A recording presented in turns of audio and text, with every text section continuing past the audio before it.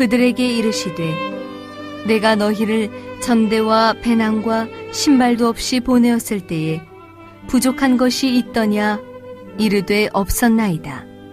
이르시되 이제는 전대 있는 자는 가질 것이요 배낭도 그리하고 검 없는 자는 겉옷을 팔아 살지어다.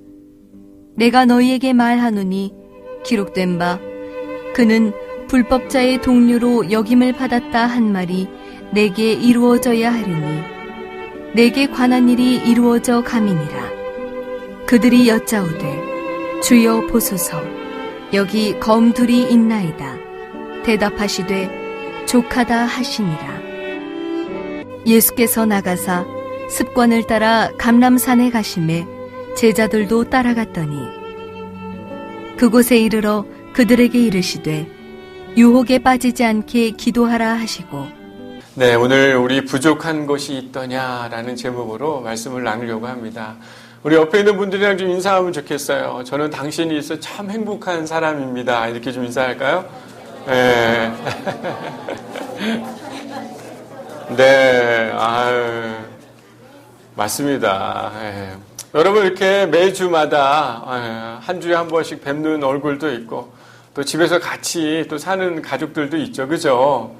생각해보면 그 옆 사람 때문에 내 안에 큰 행복이 일어나게 되는 줄 믿습니다. 왜냐면요, 그 옆 사람이 있기 때문에 나에게 큰 행복도 있지만 그 안에 있는 예수가 있기에 바로 옆에 있는 사람의 삶에 예수가 함께하기에 우리 안에 큰 행복이 있는 줄 믿습니다. 다시 한번 이렇게 인사하면 좋겠어요. 진짜 난 당신 때문에 정말 정말 행복하다. 한 번만 더 인사해 볼까요? 네.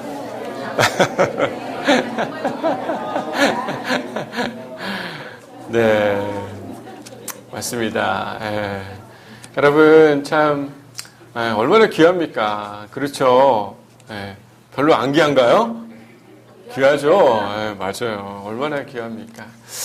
여러분 가까이 있는 사람, 사랑하는 사람 항상 내 곁에서 나에게 힘이 되어주면 참 좋겠지만 어느 때는 나에게 힘이 돼주지 못하는 때가 있어요, 없어요? 있어요. 더 나아가서는 나에게 상처 주는 때가 있습니까, 없습니까? 있어요. 더 나아가서는 나를 배신하는 때가 없어요? 아, 다행이네. 네, 다행이네요. 근데 생각해보면 우리가 살다 보면 항상 사랑하는 사람일 것 같지만 의외로 우리를 힘들게 하기도 하고 어떨 때는 나를 더 괴롭게 하기도 하고 더 나아가서 나를 배신하는 그런 경우들도 있는 것 같습니다. 예전에 제 주변에 사업하는 분들이 있었어요. 그때 하시는 말씀이 이런 얘기를 하시더라고요. 진짜 내가 잘 챙겨준 후배였는데 나중에 그 후배 때문에 내 사업이 어떻게 됐어요? 돈을 그 후배가 가지고 진짜 도망가서 내 사업이 망해진 적이 있다. 믿고 신뢰하던 사람에게 보증을 서가지고 결국엔 어떻게 돼요? 보증 때문에 어려움을 경험하는 그런 때들이 또 가정 내에 또 우리의 삶의 여러 삶 속에서 보게 되는 일들이 참 많습니다. 사랑했던 사람이 신뢰를 저버리고 오히려 다른 사람을 사랑하는 그런 연애의 아픔, 사랑의 아픔을 경험하는 청년들의 이야기들을 경험하게 됩니다. 얼마 전에 뉴스를 보니까 한 여자가 이렇게 되게 젊은 여성이었는데 SNS에 글을 올렸더라고요. 남자친구가 데이트 폭력을 심하게 해가지고 정말 그 엘리베이터에 막 끌고 나오는 그 캡처가 이렇게 돼서 나왔더라고요. 어떻게 보면 진짜 사랑하는 사람인데 남자가 저렇게 할 줄은 알았을까요? 몰랐을까요? 잘 몰랐겠죠. 진짜 사랑하는 사람이라고 사랑을 시작했는데 나중에 보니까 자신을 그렇게 학대하고 폭력으로 대할 거라고는 아마 그 여인은 생각을 하지 못했을 겁니다. 여러분 믿었던 사람에게 그 신뢰를 잘 주고 사랑을 줬는데 나중에 그 사랑과 신뢰를 잊어버리고 나아가서는 나를 배신하는 사람들이 여러분의 삶에 가까이 있다면 여러분 마음이 어떻게 될 것 같습니까? 아프고 속상하죠. 얼마나 아프고 속상하겠습니까? 정말 고통스러운 경험이 아닐까 저는 이런 생각을 해봅니다. 저는 여러분 나름대로 이렇게 화분을 잘 키울 만한 얼굴인 것 같아요? 아닌 것 같아요? 갑자기 이렇게 맨날 잘생겼다고 얘기했을 때랑은 좀 화분을 잘 키울 것 같냐고 하니까 좀 이상합니까? 의외로 얼굴은 화분을 잘 키울 것 같은데 의외로 제가 화분을 잘 못 키우더라고요. 저희 교회 이렇게 화분들이 대부분 다 많이 말라서 죽은 화분들이 많습니다. 제가 못 키우기도 했지만 의외로 교회에서 화분이 잘 안 자라더라고요. 1층에 카페에 화분을 두고 키우는데 잘 안 자라요. 근데 이 산세베리아가 마지막으로 하나가 잘 자라던 애가 있었습니다. 근데 이 겨울에 너무너무 추워가지고 우리 카페 뒤로 나가는 문이 하나 있어요. 외부로 나가는 문이 있는데 그쪽에다가 산세베리아를 뒀더니 나중에는 어떻게 됐어요? 얼어버렸더라고요. 그러면서 이 쌩쌩하던 이 산세베리아가 얼고 몇 개가 얼어서 이렇게 축 처져 있는 그 모습을 보니까 마치 산세베리아가 나한테 이런 얘기를 하는 것 같아요. 야, 나를 잘 키워주고 물을 주던 너가 이 추운 겨울에 나를 방치했지. 약간 그 아침에 산세베리아를 봤는데 이렇게 축 처져 있고 애가 죽어 있는 모습을 보면서 그때 마치 산세베리아가 나한테 하는 듯한 얘기 같은 느낌이 들었어요. 야, 나름대로 관리하고 신경 쓴다고 했는데 걔마저 그 추운 겨울에 바람을 맞고 얼어 죽은 모습을 보면서 산세베리아가 마치 믿었던 너를 내가 믿은 잘못이다 이렇게 말하는 것처럼 마치 나에게 말하는 것 같은 느낌이 들더라고요. 상당히 좀 가슴이 좀 그랬습니다. 믿었는데 뭔가 내가 다 못해준 것 같은 그런 느낌? 요즘에 전 이명박 대통령이 구속되는 이야기가 뉴스에 한참 많이 나오고 있습니다. 한참 좋을 때 그 사람한테 돈을 받았던 사람이 많이 있었어요? 없었어요? 있었죠. 위기의 순간에 아마 전 이명박 대통령님이 상당히 많이 그들을 도와주고 필요한 자금들도 많이 줬던 것 같습니다. 그런데 다시 쉽게 생각하면 자신들의 위기가 닥쳐오니까 결국에는 어떻게 합니까? 다 고발하고 자신이 받았던 것들을 또 전 이명박 대통령이 비리와 횡령에 대한 이야기들을 쏟아내는 것들을 요즘 사회에서 여러분 아마 보고 있을 것입니다. 달면 삼키고 쓰면 어떻게 합니까? 뱉어버리는 그런 속담이 떠오르는 그런 이야기가 우리 사회에 참 많이 보여지고 있는 것 같습니다. 요즘에 저는 배신당한 예수님에 대한 묵상을 많이 하고 있습니다. 예수님은 얼마나 많은 배신을 당했을까? 예수님이 사랑하는 사람들로부터 자신이 배신당했을 때 마치 그 산세베리아가 나를 쳐다보는 것 같은 그런 느낌보다 아마 예수님은 더 가슴이 아프고 속상하지 않았을까? 이런 생각들이 많이 들었습니다. 자신을 생명을 내어서 구원한 이들에게 버림을 받는다는 것 얼마나 큰 아픔이었을까? 참 많은 생각들을 하는 한 주였습니다. 오늘은요, 우리 사순절 기간 중에 종려주일이라고 하는 그런 주일입니다. 예수님이 십자가에 달리시기 전에 예루살렘 성으로 입성하는 때, 그때가 바로 종려주일이라는 것이죠. 이때 예수님이 성으로 입성하니까 사람들이 예수님이 낙이 타고 오는 걸 보면서 뭐라고 얘기합니까? 호산나 호산나, 다윗의 왕 자손, 다윗의 자손 왕이요, 우리가 그 분의 이름을 찬양합니다 라고 하면서 그 예수님을 맞이하고 환호하는 장면이 성경에 기록이 되어 있습니다. 어떻게 보면 로마의 압제로부터 그들을 해방해주고 자신의 필요와 오병이의 기적을 이루어내는 것처럼 자신의 모든 일생활에 필요한 것들을 해결해 주실 수 있는 왕으로 이 땅 가운데 오심을 바라보면서 예수님을 찬양하고 환호하면서 그분을 맞이하지만 결국 어떻게 됩니까? 그들은 예수가 위기 가운데 빠질 때 십자가에 못 박혀야 되는 그 자리에 오히려 그들이 군중이 되어서 예수님을 십자가에 못 박게 하는 배신하는 군중의 자리로 그들의 삶이 바뀌어지는 이야기가 성경에 여러분 기록되어 있지 않습니까? 저는 이 제자들을 향한 예수님의 신뢰를 저버리고 예수님을 십자가에 못 박게 하는 그런 적극적인 일과 예수를 부인하는 일을 보이는 제자들을 보면서 마치 우리들의 그런 모습과 같지 않을까. 어떻게 보면 예수가 우리의 삶에 그 생명을 주셨음에도 불구하고 우리는 그분을 쉽게 우리의 필요와 우리의 상황에 따라 예수를 버리는 그런 그 시대의 제자의 모습과 비슷한 모습들이 우리의 삶에 참 많이 있다라는 것들을 생각해 보게 됐습니다. 여러분, 오늘 본문은요, 오직 누가복음에만 기록되어 있는 이야기입니다. 다른 복음서에는 기록되어 있지 않아요. 예수님이 체포되시기 전에요, 제자들에게 이제는 검 없는 자들, 겉옷을 팔아서 살라고 이 36절에 이야기를 합니다. 36절 한번 볼까요? 검 없는 자는 겉옷을 팔아 살지어다, 이렇게 얘기를 합니다. 그리고 제자들은 38절에 여기 검이 둘이 있습니다. 그리고 이 말을 들은 예수님이 38절에는 족하다, 이런 얘기를 하죠.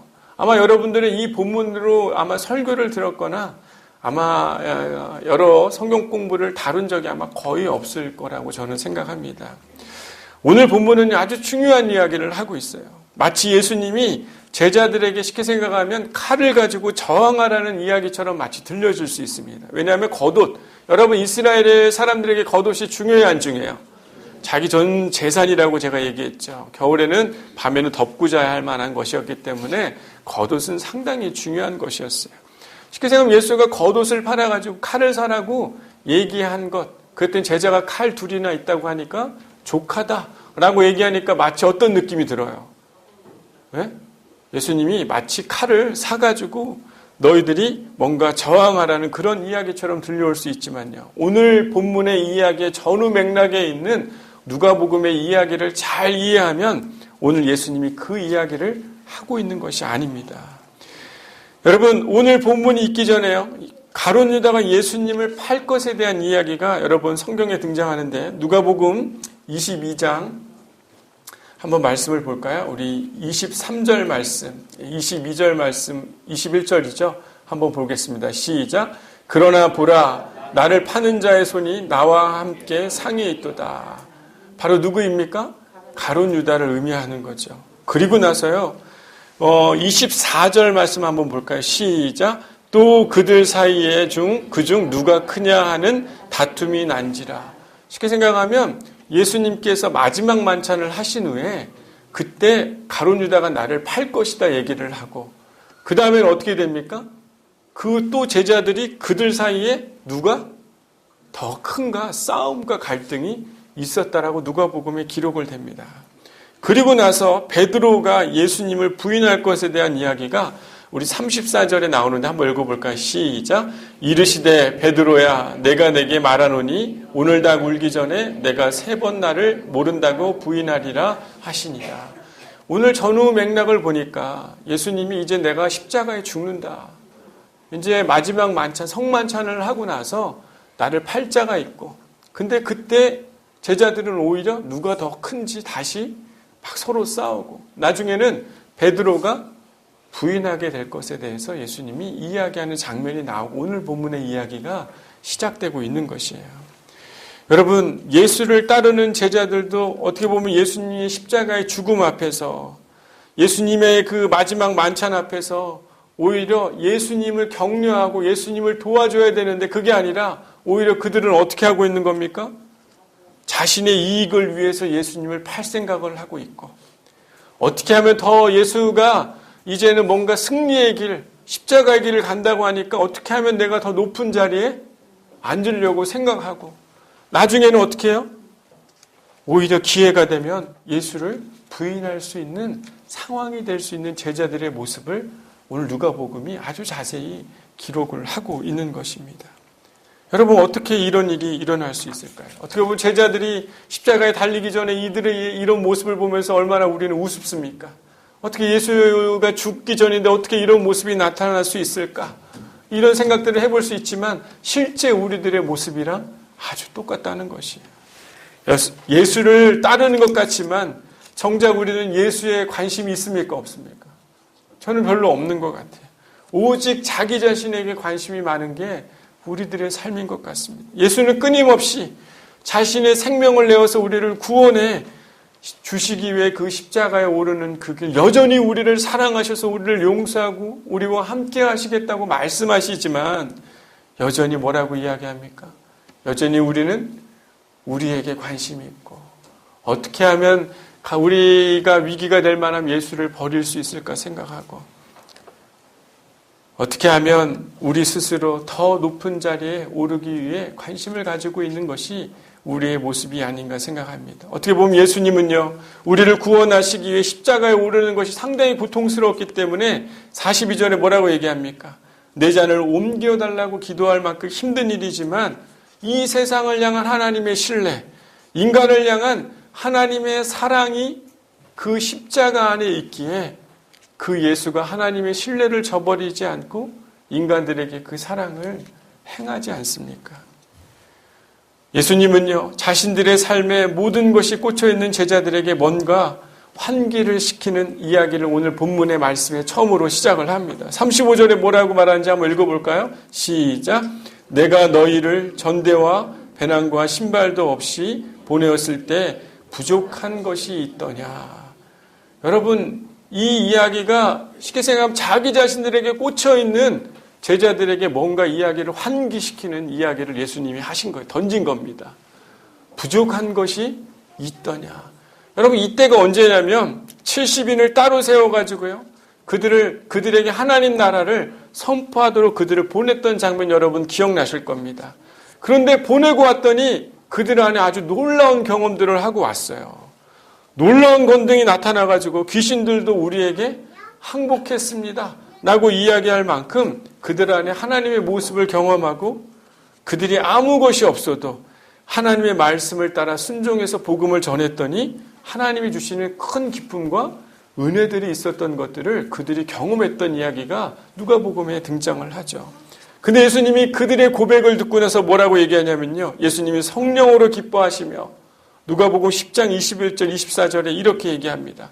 지혜롭고 슬기 있는 자들에게는 숨기시고 어린아이들에게는 나타내심에 감사하며 아버지께서 모든 것을 주셨으니 아버지 외에는 아들이 누구인지 아는 자가 없고 아들과 또 아들의 소원대로 계시를 받은 자 외에는 아버지가 누구인지 아는 자가 없게 하셨는데 너희가 그것을 보게 된 것이 복되다라고 이렇게 이야기를 합니다.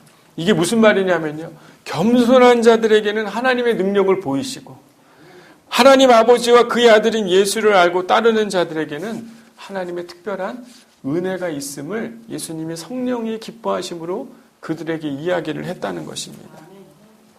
여러분, 하나님 우리 가운데 은혜를 주실까요? 안 주실까요? 하나님 은혜를 우리 가운데 주시죠. 은혜를 주셔서 생각해보면 제자들이 그런 경험을 한 거예요.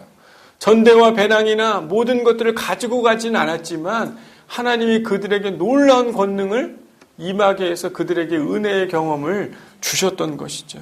일상의 삶에서요, 하나님은, 예수님은 우리를 헤아려 주시는 은혜가 있는 줄 믿습니다. 여러분, 은혜를 깨닫고 경험하는 자들에게는요, 예수님이 삶에 끊임없는 은혜를 주시고 비밀들을 알려주시고 그 은혜의 경험들을 계속 경험할 수 있도록 인도해 주시는 것 같아요. 여러분, 은혜는요, 값없이 주는 선물 아닙니까? 구원의 은혜, 도우심의 은혜, 우리와 함께 하시는 은혜, 간구할 것을 아시고 채워주시는 은혜, 내가 스스로 모든 것을 할 수 없다라는 것을 깨닫게 해주시는 그런 은혜. 여러분, 생각해보면 우리의 삶에 내가 뭔가를 잘할 수 있고 내 스스로 내 삶의 주인이 돼서 살아가려고 할 때는 은혜가 별로 찾아오진 않아요. 그렇지 않습니까? 근데 여러분, 스스로 내가 아무것도 할 수 없다라고 생각하고 주여 당신이 나를 도와주신다면, 당신이 나를 인도해 주신다면, 내가 아무것도 가진 것이 없지만 당신이 나에게 주실 은혜가 있을 줄 믿습니다 라고 구한다면 주님께서 우리 가운데 우리의 모든 것들을 채우시는 그분의 은혜가 있게 될 줄 믿습니다. 여러분, 우리는요, 주님의 은혜 안에 있을 때 우리의 삶은 더욱더 풍성하게 될 줄 압니다. 그리고 수많은 문제들 앞에서 우리가 해결할 수 없다는 것을 깨달을 때 주님이 우리의 삶에 부족한 것이 없게 우리를 만드시고 이끌어 가실 분이신 그런 주님을 고백하게 되는 우리의 삶이 되지 않겠습니까? 여러분, 예수님이 우리에게 은혜를 주시고요, 우리에게 그분의 사랑으로 끊임없는 변치 않는 신뢰를 우리 가운데 주려고 하지만 우리는 그분의 은혜를 저버리고 그분이 나에게 보여주는 신뢰만큼 내가 그분을 신뢰하지 않고 어떻게 합니까? 어느 순간 나에게 모든 관심이 쏘여서 하나님을 바라보지 않기 때문에 그분의 은혜가 내 삶 가운데 찾아오지 않게 되는 것 아닙니까?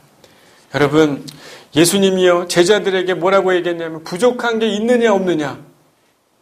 뭐라고 얘기하셨습니까? 부족한 것이 있더냐? 쉽게 생각하면 예수님께서 여전히 자신의 전대와 자신의 필요를 따라 예수를 부인하기도 하고 누군가를 섬기고 사랑하기보다는 더 높은 위치에 오르려고 악을 쓰며 살아갈 때 우리가 부족한 우리의 삶을 살아갈 수 있는데 예수님이 뭐라고 얘기하냐면 제자들한테 내가 아무것도 주지 않고 보냈을 때 너에게 부족한 것이 있더냐. 그때 제자들이 뭐라고 얘기하냐면 없습니다. 라고 이렇게 얘기를 합니다. 우리의 삶에도요, 마치 하나님의 은혜로 인해 우리의 삶에 부족한 것이 없습니다라고 고백하는 그런 깨달음이 우리 안에 있어야 될 줄 믿습니다.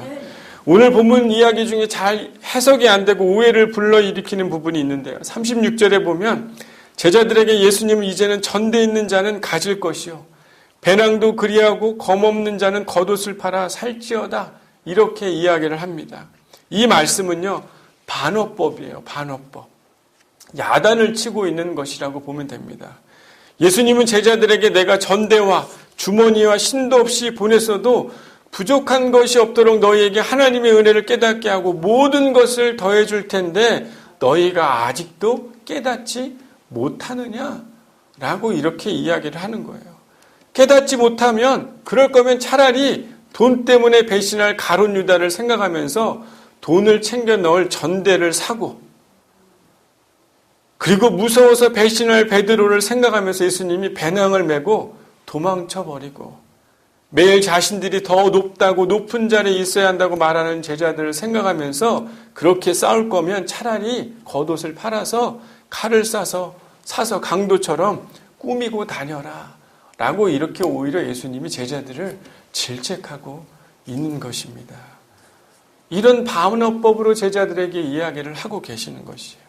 그래서 이 증거가 37절에 보면 불법자의 동류로 여김을 받았다 한 말이 내게 이루어져야 하리라. 이게 무슨 말입니까? 너희야말로 불법자다.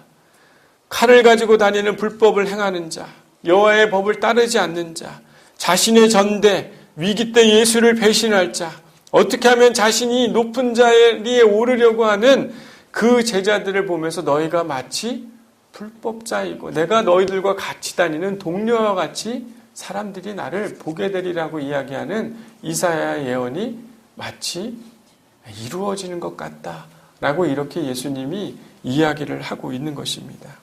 오히려 반어법적인 말로요. 예수님이 차라리 칼을 사라고 이야기하는 이 질책은요. 38절을 보면 주여 보소서 여기 검이 둘이 있습니다. 이렇게 말하는데 정말 가슴 아픈 동문서답과 같은 것이에요. 오히려 예수님은 이들에게 너희가 반어법으로 질책하고 있는데 오히려 뭐라고 해요? 칼이 여기 두 개나 더 있습니다. 그러니까 예수님이 뭐라고 얘기합니까? 마지막 말씀에 뭐라고 얘기합니까? 족하다라고 한마디로 얘기합니다. 족하다. 이게 족하다라는 게 칼이 두 개나 있는 게 족하다라고 얘기하는 게 아니라 뭐라고 얘기를 하는 거냐면 이런 바보짓 같은 모습에 혀를 차면서 예수님이 이제는 더 이상 그런 말을 하지 말아라. 지금 이 말도 족하다라고 이렇게 예수님이 이야기를 하고 있는 것입니다. 자기 인식이 없는 자들이죠. 바보 같은 사람들. 오히려 더 칼을 가지고 있는 것을 보여주려고 하는 자들. 이러한 모습이 바로 우리들의 모습이 아닌가 생각합니다. 어리석고 예수의 신뢰를 저버리는 제자들을 향해 예수님은 그 신뢰를 저버리지 않으셨죠. 그리고 제자들에게 뭐라고 이야기합니까? 감람산에 가서 제자들에게 40절에 뭐라고 이야기하여? 유혹에 빠지지 않게 어떻게 하라? 기도하라. 이렇게 이야기를 하십니다. 유혹에 빠지지 않게 기도하라. 여러분 어떤 유혹일까요? 예수를 버릴 수 있는 유혹. 돈을 챙겨 넣을 수 있는 전대를 가진 유혹. 예수를 부인할 수 있는 그들의 유혹. 자기들의 이익에 관심을 가져 더 높아지려고 하는 그 유혹들을 너희가 이겨내기 위해서 어떻게 하라? 기도해라. 라고 예수님이 이야기를 하십니다. 예수님도요, 세상을 향한 하나님의 신뢰를 저버리고 싶었던 유혹이 있었죠. 그래서 뭐라고 얘기합니까? 예수님이 아버지의 뜻이거든 이 잔을 내게 어떻게 해달라고요? 옮겨달라. 어떻게 보면 본인도 유혹이 있었을 것 같아요. 그러면서 기도하면서 뭐라고 얘기합니까? 하나님의 마음이 그들을 향한 신뢰가 있기에 내가 하나님의 뜻이라면 내가 어떻게 하겠다는 겁니까? 그 잔을 내가 마시겠습니다. 라고 예수가 기도를 먼저 하는 모습이 보여지지 않습니까? 배신하는 이 땅의 인간들을 향해요. 그 신뢰를 저버리지 않는 하나님의 사랑, 바로 믿음의 본질로 향하기 위해 예수님이 기도하셨던 이야기가 오늘 본문 속에 기록되어 있습니다.